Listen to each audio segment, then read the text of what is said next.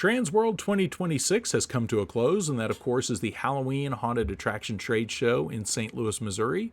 And I was there working the booth with Fox and Superfine, and they are, of course, suppliers of fine polyurethanes and silicones, and, of course, BJB distributors in the Fayetteville, Georgia area. And while I was there, I was able to walk the convention floor with my camera and get some great interviews with many of you at your respective booths. Now, in this video, I had the pleasure of speaking with Norman Cabrera of Macabre Fixtures. And, of course, Norman should need no introduction for this particular audience, as he is a longtime creature designer and sculptor from Hollywood. And he was kind enough to discuss his new company with me and, of course, CGI, AI, and just for the record, some of the strong opinions expressed in this video are for entertainment purposes only. With Norman Cabrera and this guy, Keenan, from stopping in at my shop all those years ago. And it's funny that that's how you remember me, is your rest stop on your trip across the country. So, And we're meeting for the first time, you and I, right? Or we met before? Yeah, this is the first time in person, I think. So, But man, tell me what you got going on. Well, you know, I mean, I've been doing special effects makeup for 40 years, and I've always been a big fan of Halloween. You know, my wife and I were married on October 30th. You know, our house is already spooky. You know, she's into goth stuff, I'm into metal stuff, so it was like this kind of perfect blend of you know, this universe. And we're big fans of Halloween, and you know, I wanted to combine movie quality, you know, like film prop stuff into the incorporated into the haunt world, and not just the haunt world, but stuff for your house too. Like, you know, me, like everybody else, buy stuff at Home Depot, or they buy stuff here and there, home goods, and you know, you could keep it up around Halloween time, but most of the time the quality isn't good enough, you know, to have in your house all the time. So I wanted to have something that you could also put in a parlor and a toy room, an old library or your dungeon, that sort of thing, and decorate your home dungeon. Wait, did you just say my dungeon? In my dungeon, exactly. I'm glad you made allowances for those of us out there with a dungeon. Yeah, of course. Who doesn't have a dungeon in their home? You know, I know I do. It's 2026. If you don't have a dungeon, who are you? Right. You're falling behind. You're falling behind. Well, yeah, and I was talking to your guys earlier, and he was explaining that you guys are big into actual, and I know from your work, definitely into actual practical work, not Sculpting, AI, not. No, we're staunchly anti-AI. All of our designs are designed in-house. You know, it's something that I wanted to incorporate my design aesthetic that I've done it for films like the Guillermo del Toro movies and Walking Dead and numbers of, like, I mean, I started in 1985. You know, I got my start with Rick Baker. I worked on Gremlins 2. I worked on Coming to America. I worked on Gorillas in the Mist, and I apprenticed under him, and his level of quality, you know, was higher than everybody else's, frankly. And I learned a design aesthetic from him. I learned a discipline and a focus on practical sculpting from the master himself, which is Rick Baker. And so I wanted to incorporate into this because it's something that I've done for my entire career, is try to bring a level of quality and a level of excellence that I would be proud of, but then when people see it, they get stoked about it too. And so that translates into what we're doing right now, you know? So, like, for example, like tombstones, you know, there's a lot of tombstones on the market, and they're usually, you know, cheaply made. There's stuff that you know, manufactured overseas. All of our stuff is done in California by a small group of California artists, and then, you know, all the designs are, you know, sprung from this concept that I created.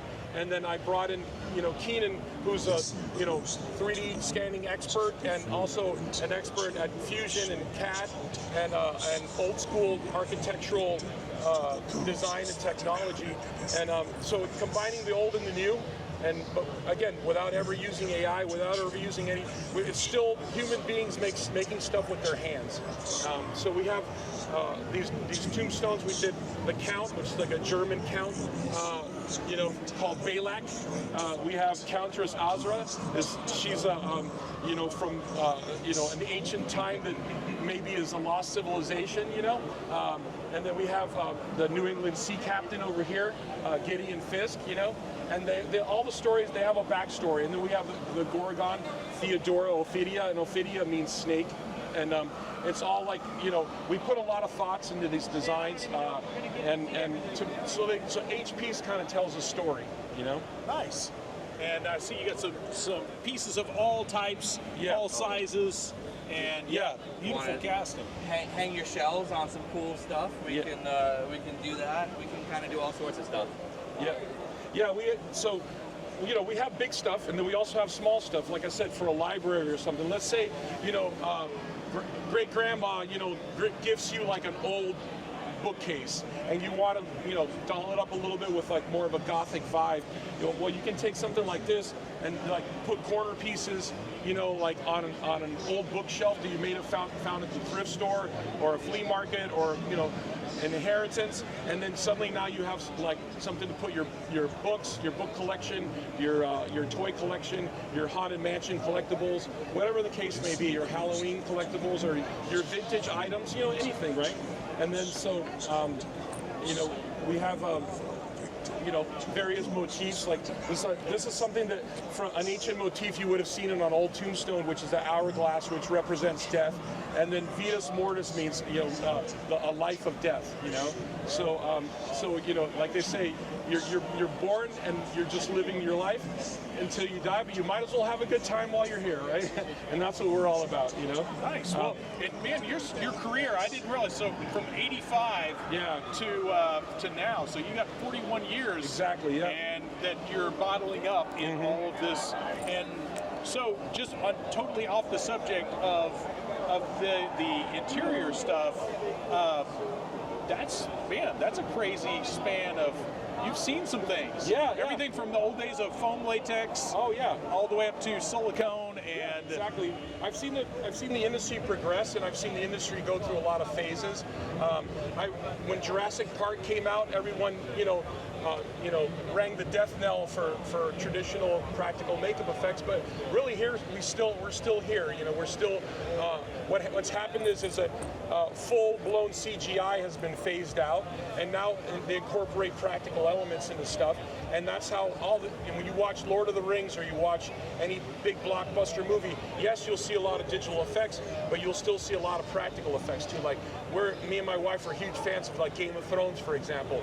There's a lot of digital stuff in there, but there's a lot of beautiful practical makeups in there, too. And done by an amazing crew of guys in England, And so now it's a hybrid. Whereas they told us that we were dead back in the 90s, when Jurassic Park came out. Now, we're still kicking, we're still doing stuff. Now, something too to be concerned about is the AI thing. The AI thing replaces everyone. It replaces digital guys and us. So if you can just push a button and generate an AI thing, then what do you need to use for anybody? But I think that's a genuine concern, something to be concerned about. And it all sounds like a horrible dystopian sci-fi movie, but it's something that people should be really concerned about. If only we had some sci-fi franchises to warn us about this. Exactly. If only we had some blockbuster films that were telling us about this. If we only had Alien, that wasn't a guide of what to do. That was a warning. Not a how-to guide. Exactly. 1984 was supposed to be a warning. And sci-fi movies and literature have been warning this for ages. Like H.G. Wells, wrote some of the first stuff about dystopian worlds, like robots taking over and stuff like that. And it was a warning. A sci-fi movie is a metaphor for life, as outlandish as it is. But like, Alien, there's an AI robot in that, Terminator, best example there is. An AI robot wants to take over. It's like, it sounds silly, and it sounds like, you're being some sort of you're stuck in the past. Oh, but not at all. We may all be stuck in the past if all this stuff takes our work, and it's something to be serious about. It's not a play. It's not a sci-fi movie anymore. We're living it. But here we are. I wanted you to see some of these things too. So we have these corbels, which I always want. I've been to Europe. I've been to Germany. Spain, England, and you always see these amazing corbels, like with faces on them, and a lot of times they're demon faces or monks, tortured monks, and the medieval times and even the Renaissance times had a lot of very, very grim artwork, like a lot of the stuff that was tied to the church at that time, a lot of stuff's been softened in modern times, but if you look at medieval churches or even Renaissance era churches, you see a lot of grim art and a lot of very, very disturbing imagery with devils and people being tortured and stuff like that. And all that stuff's been softened down, but those sculptures really, really inspired me. And so my motivation for these was to do something like this, and it's a lightweight piece. It's actually not, not out of stone, but it has the finishing of stone. And you can put this in a parlor, you can put this in a haunt, you can put it, they're corner pieces, and these are called corbels, architectural pieces that have faces on them. And what's the mounting hardware look like on the back? Right now, these are a prototype. These are our prototype, but they will, they're easily mounted, they're just screws, Okay. And then the stuff that we have here for the show are literally, you're looking at what we made. We started this company in January of 2026. So everything you see here is what two guys were able to build from the ground up in 3 months. And then, but we also want to do stuff for like the cosplay world. So like, for example, like, this, you can pull it off and then you can cosplay, with this medieval mace, and it's like, it looks like steel, it looks like cast iron, right? But it's lightweight. You can walk around with this all day. And you want to show them the other one?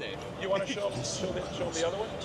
So yeah. So this is the daddy size. This is the baby size. We got the daddy size. But this is lightweight. And if you were wearing like some kind of medieval battle armor, or if you were going to the Ren Fair or something like that, and you wanted to like impress the hell out of somebody, you would think like, hey, this looks legit. And then nice. I like your lights as well. Yeah. And then here's another thing, we wanted to do. So I just noticed your dragons or yeah, your what are those these guys are called? actually, this is the Hound. So this design's actually based on an H.P. Lovecraft story. There's a story about these two guys that are sort of jaded with everything that they do, so they get into grave robbing and stealing exotic, items from ancient graves. So they steal a statue of the Hound, and the Hound comes naturally, to get this revenge, So this is based on that story, and in the story, the creature's like this chimera. It's a combination of different creatures. So, and it's basically like a winged hound, with a semi-canine face. So this is my interpretation of Lovecraft's description from the story. Nice. Yeah. So just out of curiosity, so in your career, this is really cool to see a lot of this distilled into these different designs that you have here. Do you have a favorite creature that you... I think probably like the one that gets the most attention from people, that people always say they really like, is the Angel of Death from Hellboy 2, So in Hellboy 2, you literally see this, Doug Jones plays his character, and he has these gigantic wings that unfold, and it was all done practical, and the design was something that I worked with Guillermo del Toro to kind of concoct this idea of a thing that didn't have eyes, but the eyes were on the wings and stuff. And I like to do outlandish ideas and weird ideas that are outside the box. Like when I was working with Guillermo on that, he said, I want you to do an Angel of Death, but think of all the other Angel of Deaths you've seen in movies, and there's been some cool ones, like Baron Munchausen has a really good one. But don't do anything we've seen. So do like faces on the shoulders or on the chest, or just come up with something weird. And that's my favorite thing, is to take a challenge like that. Someone tells you, come up with something we've never seen before.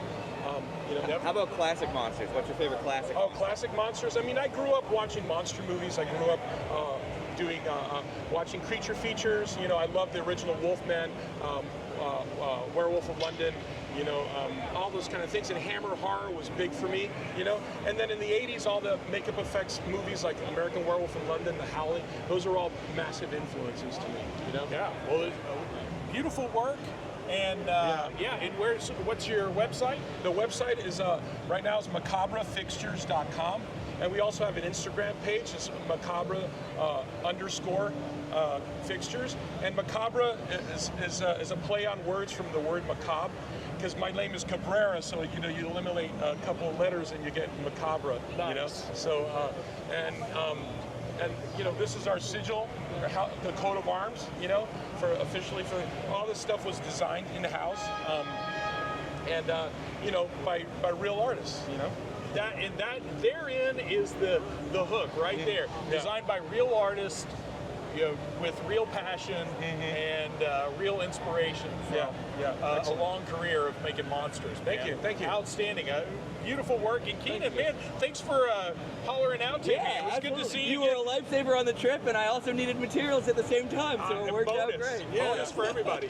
And Norman, good to finally meet you in person. And My pleasure. Yeah, gentlemen, thank you very much. I'll put this up on the YouTubes and make Which sure is your I link YouTube you channel? accordingly. Brick in the yard. Right? Okay, Brick awesome. in the Yard, Brick in the yes. Yard. Absolutely. Please tag us. Yeah, please Definitely. tag us. It was a real pleasure, man. My pleasure. Definitely. Cheers. Thank you. All right, take it easy.